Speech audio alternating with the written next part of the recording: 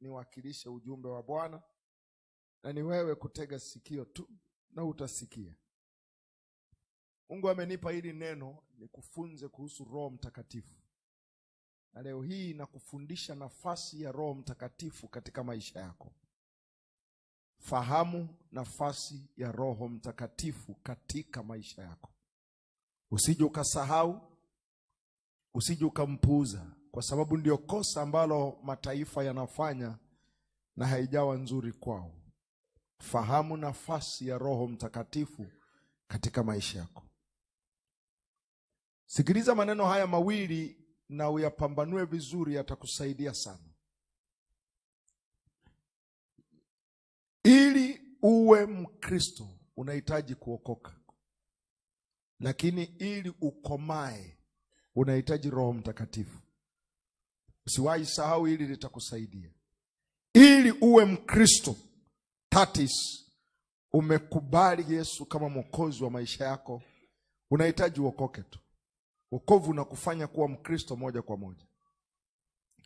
Lakini ili ukomae katika wokovu wako, ufike mahala ambapo Mungu anakutumia, ufike mahala Mungu anakuamini na vitu fulani au rasilimali fulani. Mungu anaweza akakuamini na neno lake, siri zake, baraka zake. Lazima umjue Roho Mtakatifu. Roho Mtakatifu ndiye anayegeuza watoto wa Mungu kuwa wana wa Mungu. So utabaki kuwa mwana, mtoto wa Mungu, mtoto, child of God. Utabaki kuwa mtoto wa Mungu miaka yako yote, mpaka utakapotambua nafasi ya Roho Mtakatifu katika maisha yako. Kama tunavyojua, mtoto ni yule, baba niletee switi, baba nipe hiki, baba nipe hiki, baba nipe hiki. Yule ni mtoto. Mwana ni yule ambaye anaanza kuaminiwa na majukumu. Mzazi akiondoka hawezi akaamini mtoto wa miaka 3 na majukumu. Anamwamini na mwana ambaye amekomaa.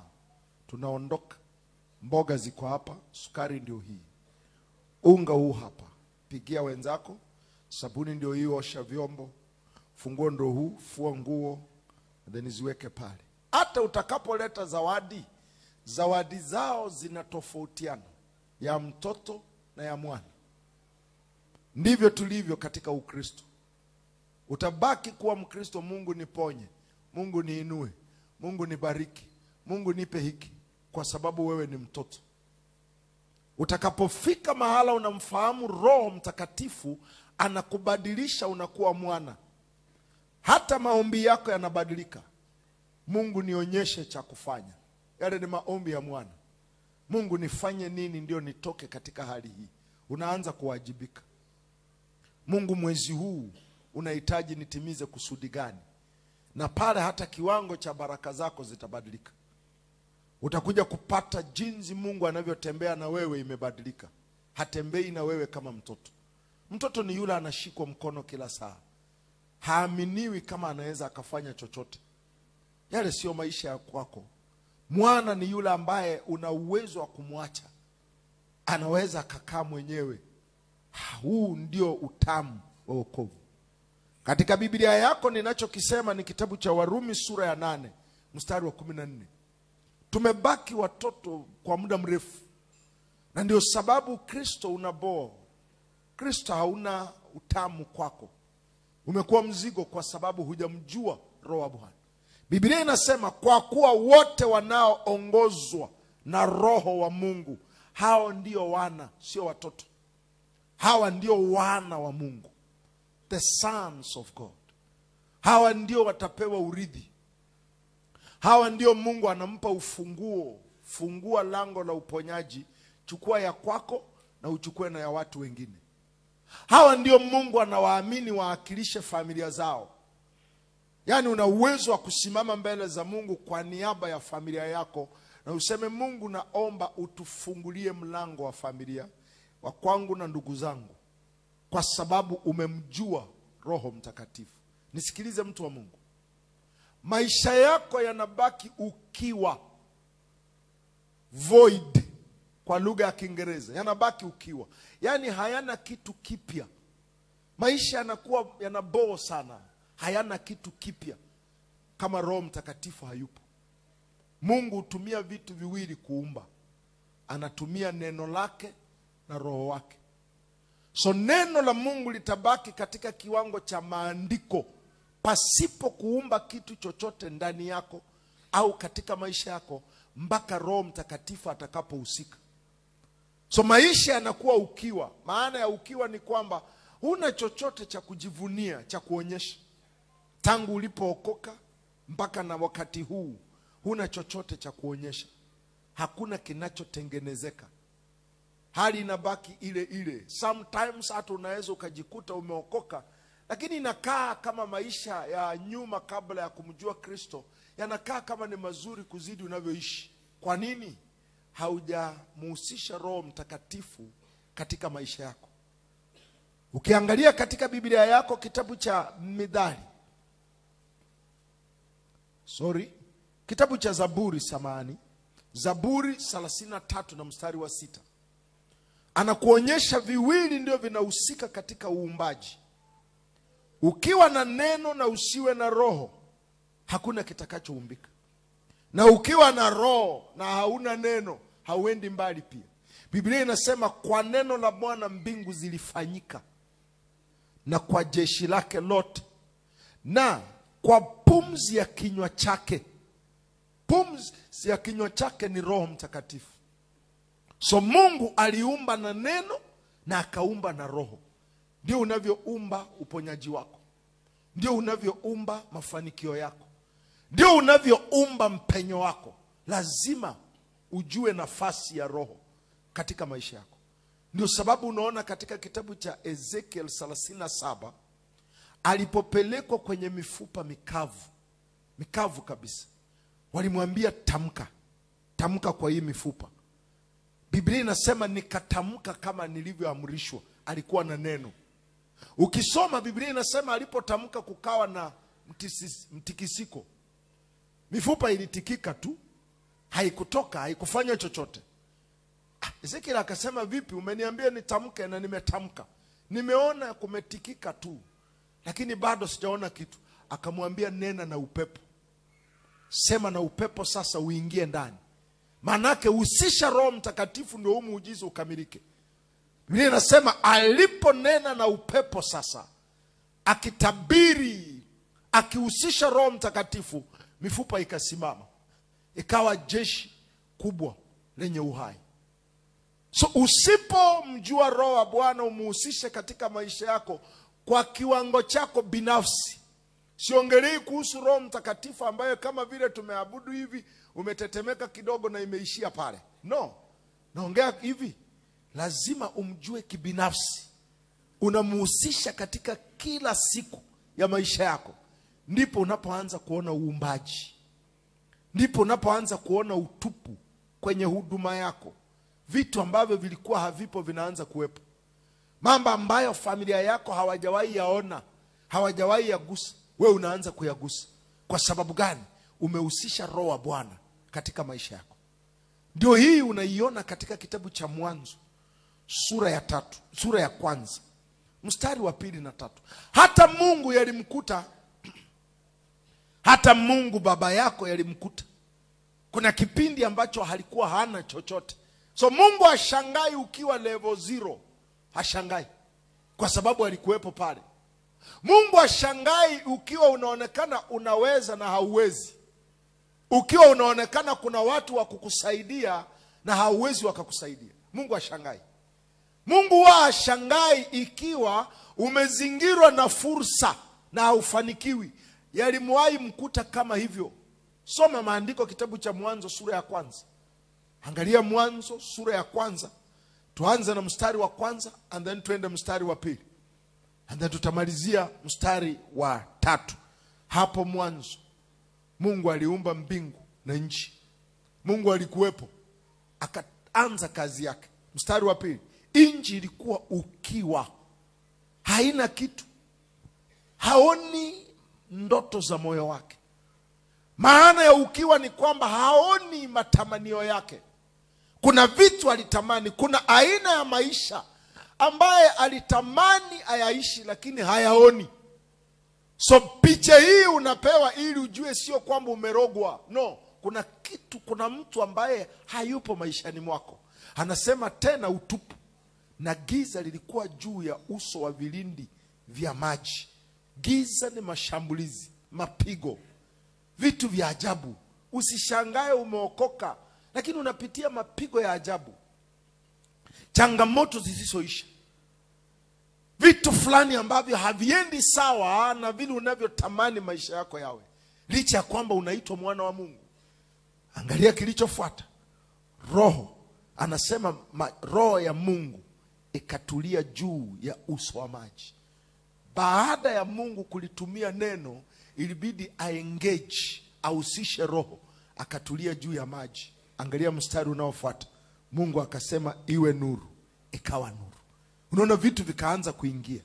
Giza limeondoka, ukiwa umetoka, mambo yameanza kuwa laini, mpangilio umeanza kupatikana kwa sababu ya roho wake kuingia. Tunaweza kukuhubiria kanuni nyingi kweli. Unaweza kuomba maombi mengi mno. Usipomleta roho wa Mungu karibu, ukaanza kumuhusisha katika maisha yako, vitu vitakwama. Leo hii vinafunguka katika jina la Yesu. Nasema vitafunguka leo hii katika jina la Yesu. Nataka nikuonyeshe kazi ya Roho Mtakatifu kwako. Yeye hufanya nini? Wengi ambao hatumjui, hatumuhusishi. Kwa hivyo hivi vitu hatufaidiki navyo. Faida utakayopata kwa kitu ni lazima ujue maana yake. Ninapata faida kwa hiki kipaza sauti kwa sababu najua maana yake. Siwezi kukitumia kupiga msumari. Hapana, nakitumia kuongea, na kinasaidia kupeleka sauti yangu mbali kabisa. Hii ndio kazi ya Roho Mtakatifu katika maisha yako. Number 1, anakusaidia katika maombi. Nitafafanua. Roho Mtakatifu ana jukumu la kukusaidia katika maombi. Usipokuwa naye, kwanza number 1, hutaomba. Ugonjwa wa kwanza utakao kuwa nao, usipomjua Roho Mtakatifu, hutakuwa na uwezo wa kuomba. Utatamani uombe, lakini uwezo huo hauna. Lakini ugonjwa wa pili, hautawahi omba maombi sahihi. Yani katika maombi utajipata unaomba, lakini wakiweka maombi yako ya siku 40 ndio utakuwa umeomba kipengele kimoja. So unaomba maombi mengi, matokeo yako ni madogo. Yani unaomba vitu vingi kweli, na nimeona watu ambao wanaishi na wanalala kanisani, lakini unachokiona sasa ni kidogo sana.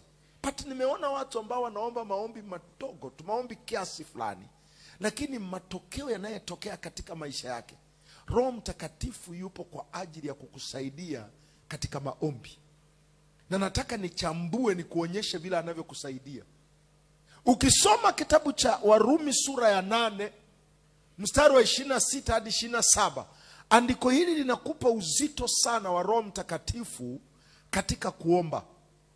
Kama unatamani maisha yako uishwe kimaombi, angalia hapa. Kadhalika Roho naye hutusaidia udhaifu wetu. Kitu cha kwanza, Roho Mtakatifu anaondoa udhaifu wa maombi. Anatoa ule udhaifu wa maombi. Hauwezi ukawa mzito katika kuomba. Utajipata anakupatia, una msukumo wa kutaka kuomba. Anasema utusaidie udhaifu wetu, kwa maana hatujui kuomba jinsi itupasavyo. Yani vitu viwili hapa. Anasema hatujui jinsi ya kuomba, na hata hatujui tuombe nini. Shaiona kitu kama hicho? Yani unataka kuomba lakini hujui uombe nini. Yani una mtoto ambaye unatakana umuombe. Mungu anasema kwa hali ya kawaida hutajua uombe nini. Na hata kama utajua cha kuomba, hautajua jinsi gani uombe. Anasema lakini Roho mwenyewe hutuombea kwa kuugua kusikoweza kutamkwa. Anakuja ndani yako kutusaidia. Nishawaiona mtoto wake ameenda kushoto, lakini kila anachoweza kufanya tu ni kulia na kulalamikia watu. Namwambia usiombe mtoto wako. Anasema sasa naombaje? Hajui. Hata nikimpatia andiko, namwambia basi omba hili, nimemwandikia andiko, namwambia tumia hili andiko alafu uombe hivi. Anasema sasa hii unaombaje? Unaomba usiku au mchana? Anasema hatujui. So unaona uzito ulionao katika maombi, sio kwamba usomi neno. Kazi ya Roho Mtakatifu ni kukusaidia katika maombi. Anakusaidiaje? Nataka nikuonyeshe jinsi anavyokusaidia katika maombi. Number 1, ni Roho Mtakatifu ndiye anayeweka mzigo wa maombi ndani yako. Anaweka mzigo, haja, tumia hilo neno. He puts the urge to pray inside you. Akipita katika maisha yako, utajipata una mzigo wa kutaka kuomba. Inakuaje brother? Biashara yako haiendi vizuri, ndoa yako inaelekea kupasuka, watoto wako hawaendi sawa, lakini huwezi ukaomba. Ni kwa sababu huna mzigo. Na sababu inayofanya usiwe na mzigo, hujamjua, hujamfungukia Roho wa Mungu. Kazi ya Roho wa Mungu, number 1, anaweka mzigo ndani yako. Huu mzigo utakufanya, nisikilize, kama umetamani katika maisha yako ujikute na wewe unaweza omba lisaa, unaweza omba masaa mawili. Hatuombi masaa mawili kwa sababu ya mahitaji tulionayo. Unaomba masaa mawili kwa sababu ya kiwango cha mzigo ambayo Roho ameweka ndani yako. Mtu akienda chooni au utokangi chooni kwa sababu ulitaka kutoka, lazima mzigo uishe. Bwana Yesu asifiwe. Mzigo usipoisha ni hivi, utakaa. Haijalishi mwingine yuko nje anangoja, angoje tu, namaliza kwanza. Sijui kama naeleweka kwako. Ni vizuri nitumie mfano huo ndio uelewe. So Roho Mtakatifu anapokuja kwako, anakupa mzigo. Utajipata hata kama ni muda wa kazini, kwa sababu unaheshimu kazi, umeondoka kwenda kazini, lakini ndani ya gari bado unaomba. Na hata utakapofika kazini, utajipata unafanya kazi yako, lakini bado naomba. Kwa sababu gani? Kuna mzigo umewekwa ndani yako, na huo mzigo utakapoondoka, ni kama vile ndio jibu lako linashuka. Wengi tuko hapa tumeokoka, lakini tunaomba kwa kubahatisha tu. Na ndio sababu saa ingine ni kama tunalazimishwa. Kazi ya Roho wa Mungu ni kukusaidia katika maombi. Na njia ya kwanza anayokusaidia katika maombi, yeye huweka mzigo ndani yako. Anaweka mzigo ndani yako. Isaya 66 na mstari wa 8. Huo mzigo ndio utungu wako. Huo ndio utungu ambao unao ili uzalishe. So una uwezo wa kujua kama kuna kitu Mungu anataka uzalishe kwenye hatima yako. Utakiona na utungu aliyokupa wa maombi. Ukiona ule utungu, ule mzigo umeisha, inamaanisha kuna kitu kimezaliwa. Kama ni mchungaji, utajua kama umezalisha neema fulani kwenye huduma yako, kulingana na mzigo aliyokupa wa maombi. Huo mzigo utakapokata, hiyo neema imezaliwa. One time Mungu aliweka mzigo ndani yangu, niombe ya kwamba Mungu anifanye niwe baraka kwa mataifa. Niliomba miezi 6. Kila ninapokuja nataka kuombea kitu kingine, napata siwezi. Namulilia Mungu, nakaa kwenye kona hii, nikichoka nakuja kwenye kona hii, nikichoka nakaa hapa, naenda kule nyuma. Mungu nifanye niwe baraka, katika baraka kwa mataifa. Miezi 6. Huo mzigo ulipoisha, nilianza kuona impact. Nilianza kuona mabadiliko. Nina watu wengi sana ambao nimeongoza sala ya toba kwa mtandao, saa nyingine hata kuzidi wanaookoka hapa. Wenyewe, pastor, mimi nilikusikiliza, nikaokoka. Unaishi wapi? Naishi Marekani. Na nikajazwa na Roho Mtakatifu, na mke wangu amejazwa, na watoto wangu wamejazwa. Sijawahi onana naye. Kwa sababu gani? Kuna mzigo. Yeye huweka mzigo ndani yako. Isaya 66 na mstari wa 8. Anasema, ni nani aliyesikia neno kama hili? Ni nani aliyeona mambo kama haya? Je, taifa linaweza kuzaliwa mara? Anasema, je, nchi yaweza kuzaliwa siku moja? Haipatikani uzalishe kitu katika hatima yako kwa maombi tu. Baba asante, asante, niko mbele yako, fanya Bwana, geuza, badilisha. Huwezi kuzalisha kwa njia kama hii. Anasema taifa haliwezi likazaliwa siku moja. Taifa laweza kuzaliwa mara. Maana Sayuni mara alipoona utungu alizaa watoto wake. Hatima yako ipo mkononi mwako, na kitakachozaliwa katika hatima yako kinatakikana kianzie ndani yako. So Roho Mtakatifu huweka mzigo. Mungu akikuita katika huduma, aina ya huduma utakayokuwa nayo itazalishwa na utungu wa maombi. Mungu akiwa anakuandaa katika ndoa, aina ya ndoa utakuwa nayo kabla hata hajakupa mme. Roho Mtakatifu ataweka mzigo akuombea ndoa. Utajikuta hujaolewa lakini unaombea watoto. Mungu, naomba nitakapokuwa mama unipe watoto wanaotii. Utajikuta unaombea mafanikio. Mungu, naomba utakaponifanikisha nisikuache, nisaidie. Unaombea hiki kitu and then unakizalisha. Haya ndio maisha unaenda kuyakuta utakapokuwa umeingia katika ndoa. Nitakuonyesha namba 2. Roho Mtakatifu anakusaidiaje katika maombi? Bado niko kwa kipengele cha kwanza, lakini pointi ya pili, jinsi Roho anavyokusaidia. Roho Mtakatifu anakusaidia katika maombi kwa kuangazia ufahamu wako. He illuminates your mind. Ndio sababu unaona, sikiliza nikupe mfano wa Roho Mtakatifu.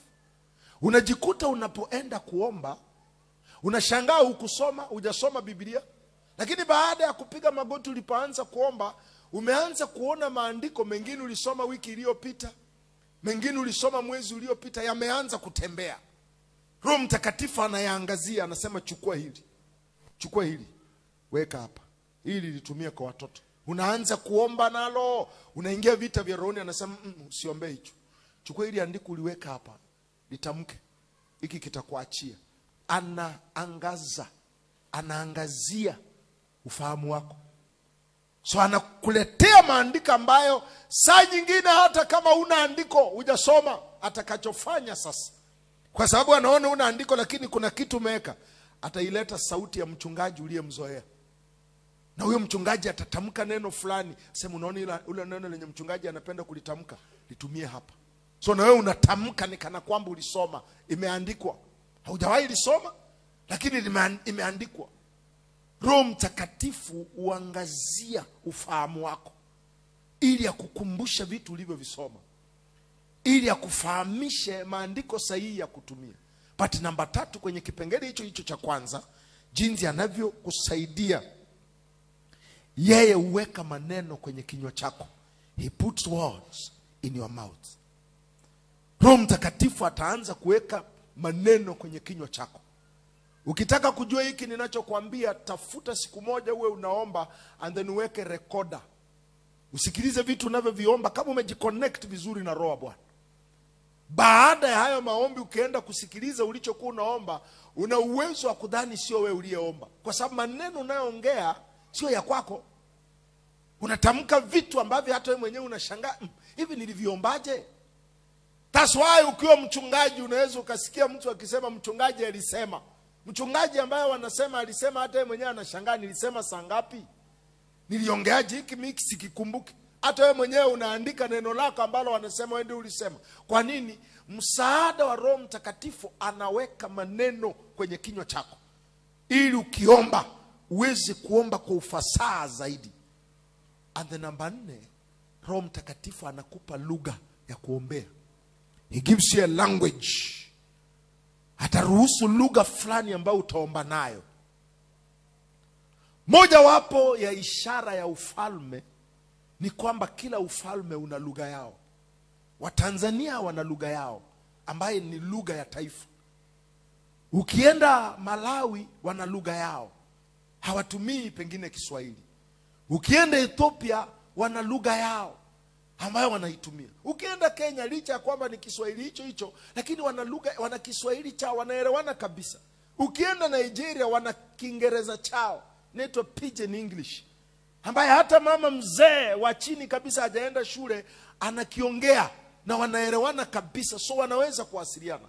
Nao nisikilize, kwenye ufalme wa Mungu, Mungu ana lugha yake ambaye ukishaanza kuwasiliana naye, ukishaanza kusema naye, ukishaanza kuongea, anakupa lugha. Hii lugha inakuwezesha unene na ulimwengu wa roho, ambaye itakusaidia utatue vitu fulani. Ndio sababu anasema itendeke duniani kama ilivyo mbinguni. That's why hauwezi ukakariri ndimi zako. Hauwezi ukakariri ndimi. Ndimi zinaenda kulingana na jinsi unavyobubujika mbele za Bwana. Utakapoanza kububujika mbele ya Bwana, utapata ameanza kugeuza ndimi zako. Hauwezi ukaiga ndimi. Unaweza kuanza kwa kuiga, lakini haitaenda mbali. Utajikuta the more unaenda, Bwana anakupa lugha. Inaendelea kuzama zaidi. Inaendelea kuzama zaidi. Na vitu unavyoviomba katika lugha yanaweza yakawa maneno machache sana, lakini yanatatua mambo nyeti sana. That's why anasema katika Wakorintho wa kwanza 14 mstari wa 2, anasema anenaye kwa lugha hasemi na wanadamu. Huyu mtu anasema na Mungu, na katika hiyo lugha ananena siri. Ndio hapa maana yeye anenaye kwa lugha, Mungu anakupa lugha kwa sababu ya mahusiano yako na Roho. Hasemi na watu, bali usema na Mungu, maana hakuna asikiaye, lakini ananena mambo ya siri katika roho yake. Anawasiliana na malaika, anawasiliana na roho zilizotangulia. Huyu mtu ameengage neema mbalimbali za Mungu kiasi kwamba hata adui hajui anachokisema. Ndio kazi ya Roho Mtakatifu. Sasa angalia, hivi vyote vinne nilivyokutajia, kama humjui Roho Mtakatifu, huna lugha, huna nuru, una maandiko kadhaa. So unaona, unaweza kufika mbele za Mungu katika maombi ukajipata unakula mdomo tu. Baba una cha kusema sasa. Mungu vipi? Yaani adui anaanza kukucheka kwa sababu roho hayupo. But once utaruhusu Roho Bwana ahusike na wewe, hutajua ulimalizaje masaa 3. Hutajua. Na wewe mwenyewe utashangaa amekuhamisha kwa karatasi uliyoandika vipengele ulivyotaka kuviombea. Amekuhamisha, amekuingiza kwa kitu tofauti, na unasikia amani ya Bwana na matokeo yanakuwepo. Leo hii atakujaza katika jina la Yesu. Namba 2, ni nini kazi ya Roho Mtakatifu katika maisha yako? Anakufunulia neno la Bwana. Roho Mtakatifu analifunua neno la Bwana ili ufahamu, ili ulikumbuke. Hauwezi ukakumbuka neno la Mungu pasipo Roho wa Bwana. Hauwezi. That's why unashangaa unapigwa na unaandiko. Andiko lipo, unalo, lakini ulisahau wakati wa shida. Ni baada ya shida ndio unasikia wakihubiri, unasema na hili neno nililisoma. Mbona alikukusaidia wakati wa shida? Hauna Roho wa kukukumbusha, hauna Roho wa kukuelekeza. Yeye hukukumbusha neno, hukufunulia neno. Ndio sababu, nisikilize mtu wa Mungu, nisikilize. Hauhitaji Biblia nzima kutatua matatizo yako. Unahitaji kipengele tu. You don't need the whole Bible. Yaani sio lazima usome hii Biblia nzima ndio utatue matatizo yako. Mungu ana uwezo wa kukupatia neno moja. That's why anasema hulituma neno, sio maneno. He sends his word. Neno moja tu. Hulituma neno. Nini hiki ambacho dada, kaka, kwako wewe kinahitaji Biblia nzima? Hiki kitabu usipoenda na Roho Mtakatifu ni fumbo. Hiki kitabu Danieli anakiita mihuri. Anasema ni nani atafungua hii mihuri? Anasema nikaona kitabu kimewekewa mihuri 7. Hiki kitabu kina mihuri zaidi ya 7 ambayo imekifunga ili kisitumiwe hivi hivi. Roho Mtakatifu ndiye anafungua hiyo mihuri. 1, 2, 3, 4, 7 zimefunguliwa. And then andiko hilo hilo ambalo ni la kawaida sana, ili andiko linakuwa kama kanuni kwako. Sio tu andiko, bali ni kanuni ambayo unaitumia katika biashara yako. Limekubeba zaidi ya miaka 10. Andiko moja. Andiko moja limebeba hatima za watoto wangu tangu utotoni.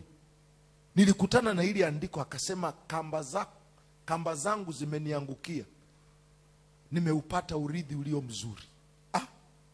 Alisema kamba zangu zimeniangukia mahali pazuri na nimeupata urithi ulio mzuri. Nilianza kuliomba hili andiko, nikianza kabisa nikasema mwanzoni watoto hawajaanza shule. Mungu, naomba kamba zako ziniangukie kwa watoto wangu, wapi afya nzuri. Wakaenda nayo, wakaenda na afya nzuri na iona. Mimi sijawahi sema tu nimetumia hela kwa hospitali kwa mtoto. Hapana, kwa utukufu wa Mungu sijawahi. Yaani ni mara chache sana nimelaza mtoto au mtoto amepata shida. Ni ili andiko nipe. Kamba zangu zimeniangukia mahali pema. So nilianza nalo. Nuru yake ililipata. Mungu, naomba kamba zako ziniangukie, wape watoto wangu maisha mazuri. Then wakati walifika primary, wanaelekea kufanya mtihani wa primary, nikaanza kuomba, Baba, naomba kamba zako ziniangukie watoto wangu, wape shule nzuri. By the time walifanya mtihani wote wakapata shule nzuri. Walipotaka kuingia katika chuo, nikaanza kuliomba tena, Mungu, wamemaliza vyuo, naomba kamba zako ziniangukie watoto wangu wapate vyuo vizuri. Nimekuwa nalo tangu, halijawahi badilika. Nini hiki kinafanya unaruka na ukitaka kuomba unatumia maandiko karibu 30. Imeandikwa katika Hosea, imeandikwa katika, ni kama unaimba kwaya. Mungu ulisema, Habakuki, Sefania, Amos. Yaani unakaa ni kama unataka kumchanganya Mungu na wewe na elimu ndogo ulionayo. Roho Mtakatifu kazi yake anakufunulia maandiko. Yale maandiko yatakuwa kama jiwe. Daudi hakuhitaji mawe 5 kuua Goliathi, ni moja tu. Hila alilolishika lilitosha. Na hata ingewezekana angeliokota angeua tena mwingine. Aliokota 5 akaondoka na mengine 4 hayajatumiwa. Kwa nini? Roho wa Bwana anataka akufunulie maandiko. Kitabu cha Yohana 14 mstari wa 25 hadi 26. Hauhitaji ibada 6 ndio ufunguke. Una uwezo wa kukaa kwa ibada kama hii na neno moja tu ambalo limeachiwa, neno moja tu limeshushwa katika madhabahu, hata mchungaji aliyeshusha hajui. Na hili neno likaguza uchumi wako, ndoa yako, afya yako na kazi zako zote. One word. Na likakubadilisha kabisa, hata aliyehubiri hajui. Kwa nini? Ulipotoka nyumbani ulimuhusisha Roho wa Bwana. Roho wa Bwana, ifanye ibada ya leo kuwa ibada yangu. Nifunulie kusudi la Mungu katika ibada hii. Sitaki nitoke bure. Na akakuketisha. One word. Anasema hivi, haya ndiyo niliyowaambia wakati nilipokuwa nikikaa kwenu. Mstari unaofuata. Lakini huyo msaidizi, huyo Roho Mtakatifu, ambaye Baba atampeleka kwa jina langu, atawafundisha yote. Unaona? Kazi yake ni mwalimu huyu. Hata nikufunza namna gani, Roho wa Bwana asipokutafsiria ninachokufunza, sio ajabu utoka hapo useme mchungaji alikuwa ananihubiri mimi. Mchungaji anapewa vitina vya watu alafu anakuja kutuambia. Umekwazika tu, kwa sababu yeye ndiye anayekufundisha. Anasema na kuwakumbusha yote niliyowaambia. Huyu ndio anayeenda kwenye hazina yako unapokuwa na changamoto, and then anavuta neno moja ambalo ulijifunza mwezi wa 3. Anakuambia tumia hii. Tumia hili neno. Unalikumbuka? Ulikuwa unasoma usiku nikakufunulia. Hebu litumie kwa hii changamoto. So unajipata hakuna changamoto inayokupata wewe pasipo kujiandaa. Kwa sababu yupo Roho, na akiangalia mbele yako na aone kuna kuja changamoto, atakusukuma aanze kusoma kitabu cha Zaburi. Anakuandaa. Anataka kukupa andiko ili changamoto ikija ikupate upo tayari. Leo hii atakujaza katika jina la Yesu. Namba 3. Roho Mtakatifu huuisha mwili wako. Anauisha mwili wako. He quickens your body. Unajua maana ya kuisha mwili wako? Anakufanya uwe mwepesi. Unakuwa mwepesi mno, mwepesi wa vitu vya kiroho. Utakuwa mwepesi kuomba, utakuwa mwepesi kutumika, utakuwa mwepesi kumuitikia Mungu atakapokuita. Mwepesi wa kutimiza kazi ya Mungu pasipo kutaka kushurutishwa. Roho Mtakatifu asipokuwa na wewe, moja wapo ya roho ambayo itakutawala ni roho ya uzito.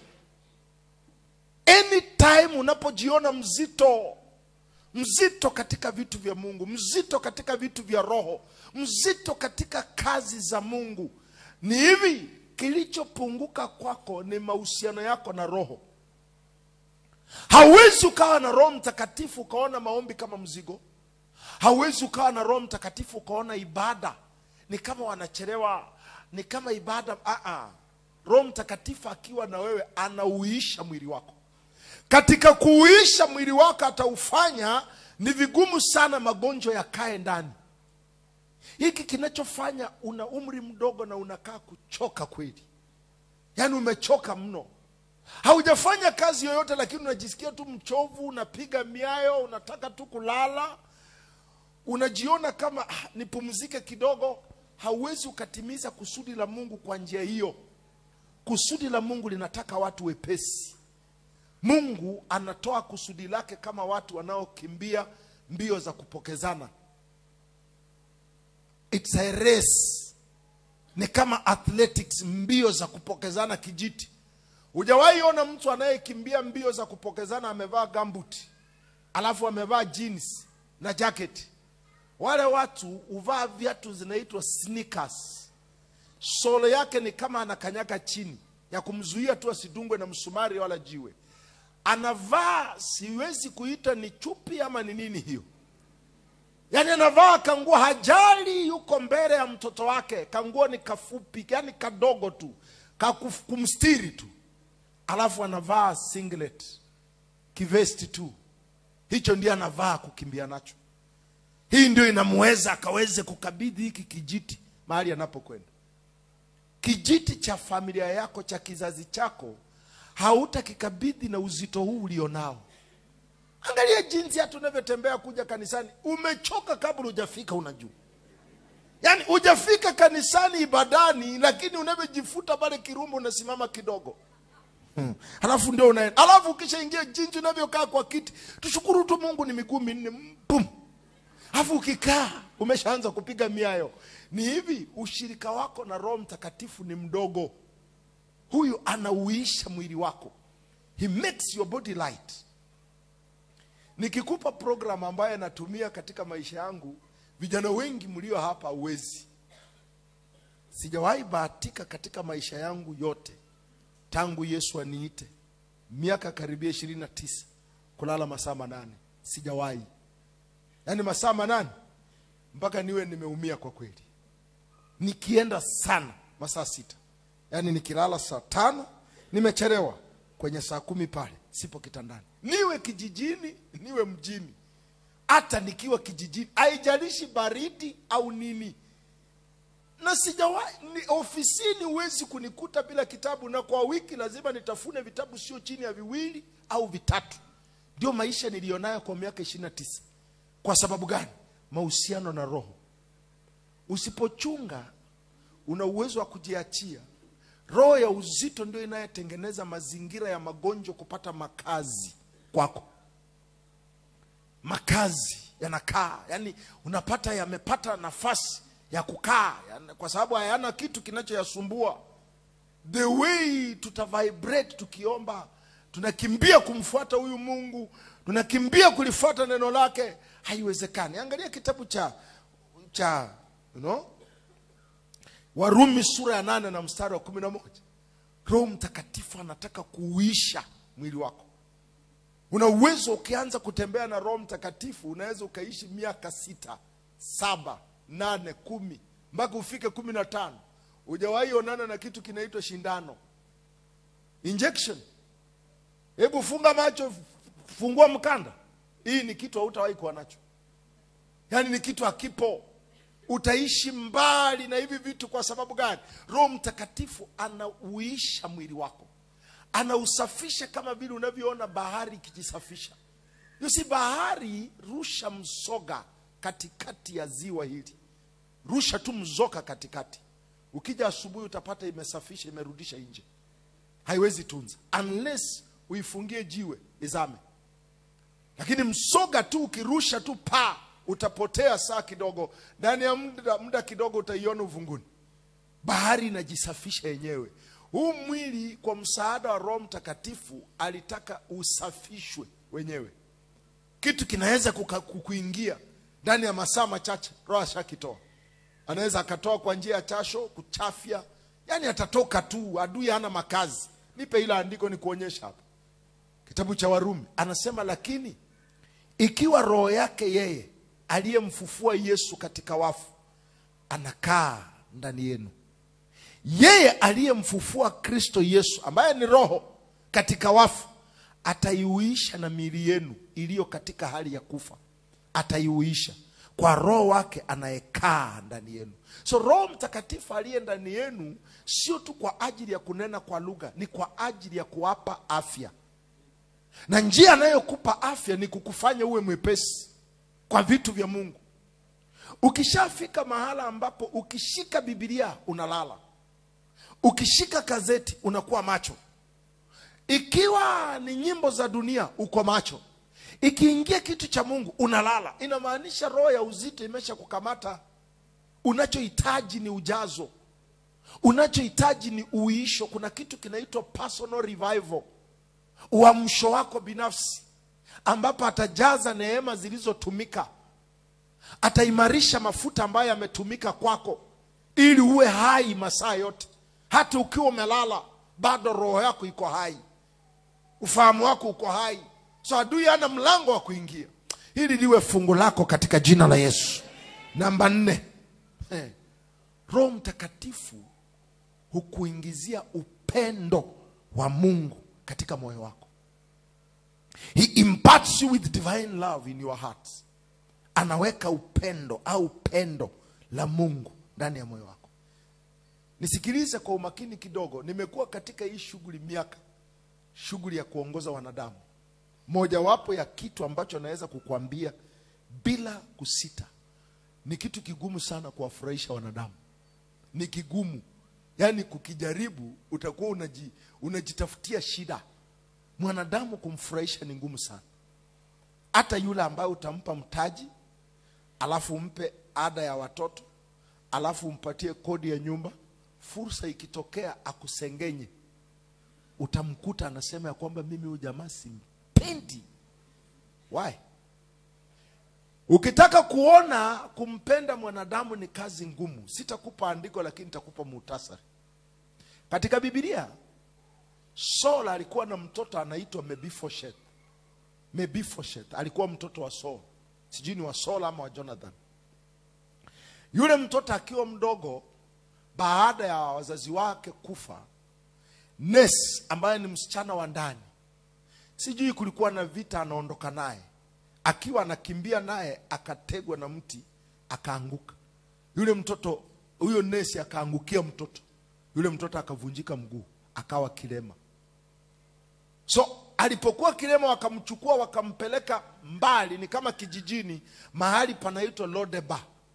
Katika Biblia yako Lodeba ni nyuma ya mji kabisa, ndiko walipokuwa wanakaa naye, lakini walikuwa wanamlea tu. Ni mtoto wa aliyekuwa mfalme lakini hana chochote. So siku moja Daudi akasema hivi, kuna chochote ambacho kimefanyiwa mtoto wa Jonathan, kwa sababu Jonathan alikuwa rafiki wa Daudi. Akasema tumemfanyia chochote? Wakasema hapana. Na ana watoto? Wakasema ana watoto, lakini kuna mtoto wake mmoja ni kilema, anaitwa Mephibosheth, lakini anaishi Lodeba. Daudi akasema mleteni. Wakamleta Mephibosheth. Alidhani anakuja kuchinjwa, amekuwa mtu mzima. Daudi akamwambia, kwa upendo niliokuwa nao na baba yako, nimeamua kuanzia leo hii utaishi kwa nyumba yangu, utakuwa unakula kwa meza yangu, tunakula na wewe, na mali zote za baba yako zilizochukuliwa nimeamrisha wakurejeshe, wewe ndio utakuwa mmiliki, kaa kwa nyumba yangu. So Daudi akija kula asubuhi, Mephibosheth analetwa na kaa na mfalme. Mtoto anakula ikulu. Then ikatokea kwa bahati mbaya, kijana wa Daudi, Absalom, amemtimua Daudi kwenye enzi yake, kafukuza Daudi. Huyu Mephibosheth kaungana na Mispa, kaungana nao, akasema huyu jamaa mimi simpendi, nimemtafuta nimuue huyu. Yani huyu jamaa ni mtu asiyefaa, mkimpata jamani na muombea sana mummalize. Watu wakamuuliza Mephibosheth, hata wewe? Akasema kwenteni huko na mfalme bandia mlie naye. Daudi akayasikia. Taso hai niligundua hivi, hauwezi ukamfurahisha mwanadamu. Hauwezi. Awe mke wako, awe mme wako. Ukitaka chukua mshahara wote na ATM umpe, kama hajapitiwa na roho wa Mungu atakuzaba makofi bado. Hili inafanyika katika Biblia. Ukitaka nunua chochote mpe. That's why unahitaji roho wa Bwana. Anakupa upendo. Upendo ambao utamvumilia mtoto wako. Hautakuwa mzazi ambao utalea mtoto pasipo upendo wa Roho Mtakatifu. Utafanyaje wakati mtoto ni mdogo? Mtoto bado mdogo, unapita kama baba, alafu unasikia kanacheza hapo na toy uliompa. Wewe ndio ulikanunulia kale kagari. Anacheza naka anasema, lakini mama, mimi sipendangi baba. Utafanyaje? Si utaua? Kanasema kabisa, mimi sipendangi baba, ananichapa. Baba afadhali akufe, mama ubaki. Katoto utashikwa na kichaa kama una Roho Mtakatifu. That's why anakupa moyo. Huwezi ukawaongoza watu bila roho, kwa sababu uliyemwamini hatafanya kile ulichomwamini. Utashangaa na kusaliti. Lakini roho wa Bwana yupo kwa ajili ya kukupa upendo la Mungu ndani yako, ambalo linakufanya uvumilie watu, linakufanya uwakubali watu, linakufanya ufanye kazi na watu, upuuze vitu. Huwezi ukawa mtu ambaye unatunza kila kitu watu wanasema kukuhusu. Yesu aliita wanafunzi wake, akawaita 12, akauliza, hivi watu wanasema mimi ni nani? Habari, sio kwamba anasikia kwa watu, habari za wanafunzi wake. Mmoja akasema, samahani, mimi naona wewe ni Ezekiel. Unajua Ezekiel ni nani? Ni nabii anayelalamika kila saa. So wewe ni Ezekiel wewe. Huyu mwingine akasema, mimi naona wewe ni Yeremia. Ilichukua Roho Mtakatifu aje kwa Petro ndiye akamwambia, wewe ni mwana wa Mungu. Roho Mtakatifu anakupa upendo. Kitabu cha Warumi sura ya 5 na mstari wa 5. Una shida ya kuishi na watu? Una shida ya kuvumilia watu? Hakuna mtu utaolewa katika ndoa na upate mme mkamilifu. Hayupo katika dunia hii. Mimi nikiwa mmoja wao. Hayupo. Sije ukaniona mchungaji ukasema mchungaji amekamilika. Sijakamilika. Kuna mapungufu mengi ambayo huyu dada amevumilia tu. Usipokuwa na Roho Mtakatifu wezi. Sometimes unajua unaweza ukaona watu wanatembea wawili wanacheka, mme na mke, ukasema I wish huyu angekuwa mme wangu. Usiombe hilo ombi dada. Siliombe. Ni Mungu amefunika tu. Huyu dada saa nyingine unaweza ukampata ni handsome. Ni handsome. Ana umbo nzuri, anatoa hera, lakini anangoroma sana usiku. Utayaweza yale? Wezi ukalala wewe. Yani akilala ni kama generator. Afu kuna jamaa linaota alafu linakula. Utayaweza? Roho Bwana. Roho Bwana. Ebi anapigana usiku kwenye ndoto. Akishusha mkono. Tulikuwa tunakaa na jamaa kwenye ibada. Jamaa ameunga kweli. Nene. Yule jamaa akisinzia, mliokaa pale, mtakiona cha mtema kuni. Jamaa linakaa limeshika hivi. Limeshika. Mkono wake ni kama mguu. So kila wakati wa ibada akisema tukae na yeye nasema no, mimi sikai hapa. Kwa sababu akishika mkono hivi alafu asinzi, akiuachilia unasikia pap. Jamaa amekupiga. Vipi bwana? Asema sorry. Atarudi sasa aweke mkono huu. Nizamu ya huyu. Mke wake anamvumilia. That's why unahitaji pendo la Kristo. Unahitaji pendo la Mungu. Anasema na tumaini halitahirishi. Kwa maana pendo la Mungu limekwisha kumiminwa katika mioyo yetu na Roho Mtakatifu tuliyepewa sisi. So ukiona unapata shida ya kuishi na watu, unapata shida ya kuwavumilia watu, unapata shida ya kuwabeba watu, huwezi ukasimama vitu fulani, na matokeo yako unaishi kwa kujitenga. Unaishi kwa kuwa peke yako. Look, mtaji mojawapo ulionao katika maisha yako ni watu. Ndio mtaji wako. Mahali ambapo utaegeza hela zako, mahali ambapo hela zipo. Hela zimejificha wapi? Hela zimejificha katika maeneo 5. Ndio hela zimejificha. Hela zimejificha eneo mojawapo katika hayo matano. Hela zimejificha katika watu. So lazima uwe na network ya watu ndivyo ukaweze kupata hela. Lakini hapa upo wewe uwezangi kuvumilia mtu akipanga nyumba yako, amefika tarehe 5 hajakulipa, umesharusha vitu vyake nje, utarushia wangapi? Lazima ujifunze kuvumilia. Roho Mtakatifu ndiye anayekupa pendo la Mungu ndani ya moyo wako ili uweze kuwavumilia watu. Pokea hili pendo leo katika jina la Yesu. Nasema lipokee leo katika jina la Yesu. Hiki ndio kinatufanya tuishi makabila na matabaka mbalimbali. Moyo wa chuki ulionao, moyo unaokwazika kila saa, unakasirika wakikwambia kitu, utafanyaje ukiwa rais sasa? Ambapo kila mmoja anataka kuongee. Haufanyi hivi, haufanyi hivi, maji yakikatika kwenye bomba rais, umeme ukikata rais siku hizi, kila kitu ni yeye, utafanyaje? Mbona utajinyonga sasa? Unahitaji moyo mpana. Na kazi ya Roho Mtakatifu anakupa huo moyo wa kuvumilia. Utaanza kwa kuvumilia mke wako, utavumilia watoto wako, utajivumilia mwenyewe. Bado utajipenda hata wakati huna hela. Bado utajipenda wakati mafanikio hayajaja. Unajipenda tu. Bado utaridhika na hali ulionayo na utaipenda hali ulionayo hata wakati watu wanakuhurumia, wewe unajiona uko sawa tu. Kwa sababu Roho Mtakatifu kazi yake ni kuachilia pendo la Mungu ndani yako. Namba 5. Roho Mtakatifu huleta uwepo wa Mungu katika maisha yako. Yeye ndiye ataleta uwepo wa Mungu katika maisha yako. Usipokuwa na Roho Mtakatifu, mara mingi utaona kama Mungu amekuacha. Mungu amekukataa.